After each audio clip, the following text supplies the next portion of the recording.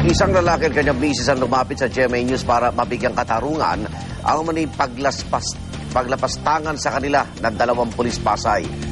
Ang lalaki po binugbog at hiningan umano ng malaking halaga para aregluin ng kasong wala naman daw siyang kinalaman.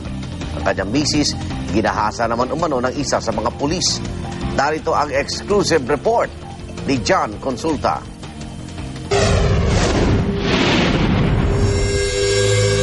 Po kami. Pinaboy pa pati asawa ko.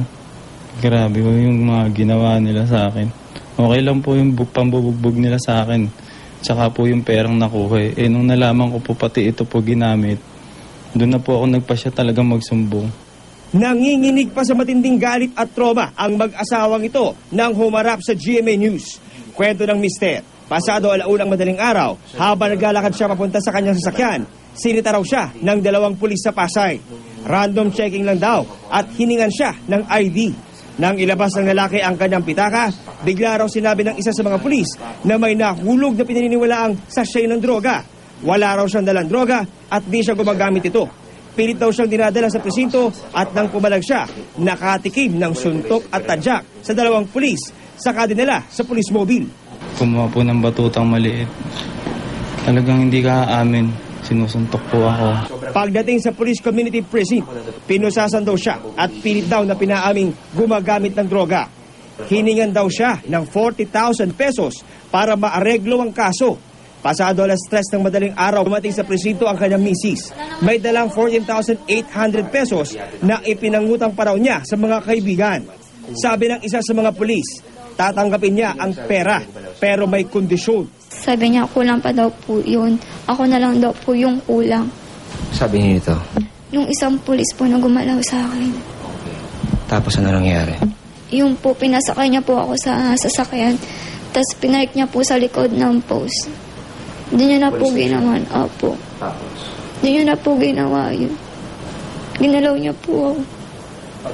Binalaan daw siya ng pulis na huwag magsusumbong dahil alam daw nila ang bahay ng mag-asawa at pwede nilang balikan ang mister. Pinauwi sila pero pagdating sa bahay, muli raw tumawag ang isa sa mga pulis. Bumalik daw po ako at gagamitin daw po ako ng isa niyang kasama. Kukunin daw po nila ulit. Pag di daw po ako pumunta. Mga hayop po sila. Grabe po sila. Nagkapera na sila. Nagpakasarap pa sila. Ni-refer ng GMA News ang mag-asawa kay Pasay City Police Chief Senior Superintendent Rodolfo Llorca. Kinuna ng pahayag ang mag-asawa. Justice ibibigay natin para sa inyo. Sa Pasay Police Station, sa pagitan ng dingding na one-way mirror, itinuro na mag-asawa ang 2 pulis. May naka-green sa yung batamin niya. Ang mga pulis ay sina PO1 Marvin Panaga at PO1 June Castro na naka-uniforme pa. Si Castro raw ang nanggahasa sa misis. Sir, naman ganyan. Huwag kang makulit, ha? Sir, huwag kang makulit. Ikaw lang pumulat. Sir, ba't ganito, sir? Wala akong ginagawa. Ano ba yan? Diyos ko. Yan mo na yan, no? Karapatan yung manahimik, karapatan yung kumuha ng abogado nyo. Yes, sir. At dadaan sa tamang proseso ang investigasyon sa inyo. Pero wala kaming kinuhang ganoon. Kasi may trabaho kami at masisirain namin yung trabaho namin ganoon.